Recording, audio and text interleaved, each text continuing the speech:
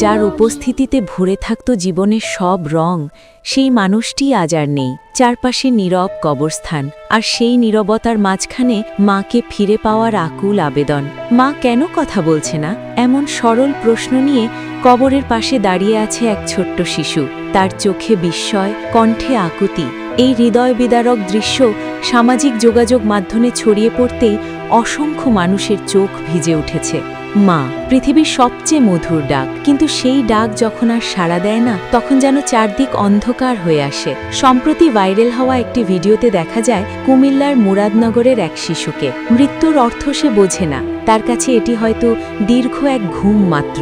সে জানে না তার স্নেহময়ী মা আর কোনোদিন ফিরে আসবেন না।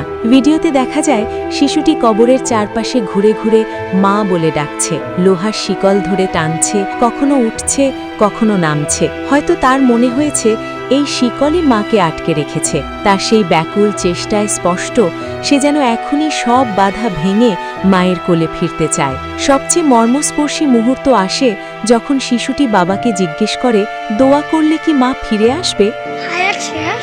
তুমি তোমার আমলে দোয়া করো। বাবা জানায় মায়ের হায়াত শেষ, তাই তার জন্য দোয়া করতে হবে। কিন্তু ছোট্ট মন তা মানতে চায় না। তার বিশ্বাস দোয়া মানেই হয়তো আবার মাকে ফিরে পাওয়া। এই একটি মাত্র প্রশ্নেই প্রকাশ পায় তার গভীর ভালোবাসা আর অসহায় আকুতি। ভিডিওটি ছড়িয়ে পড়ার পর সামাজিক মাধ্যমে নেমে আসে শোকের ছায়া। কবরের নীরবতা শিশুটিকে কোনো উত্তর না দিলেও তার কান্না আর শিকল আঁকড়ে ধরা হাত যেন বলে দেয়, পৃথিবীর সব সম্পদ মিলেও মায়ের এক মুহূর্তের স্নেহের সমান নয়। এই নির্মম সত্যটি হয়তো সে এখনও বুঝে ওঠেনি। সময়ের সাথে সাথে সে শিখবে অনুপস্থিতির অর্থ, শূন্যতার গভীরতা। কিন্তু তার এই নিঃস্বার্থ ভালোবাসা আর মাকে ফিরে পাওয়ার আকাঙ্ক্ষা ইতোমধ্যেই লাখো হৃদয় স্পর্শ করেছে। পৃথিবীর সব মায়েরা ভালো থাকুন, যেখানে থাকুন শান্তিতে থাকুন।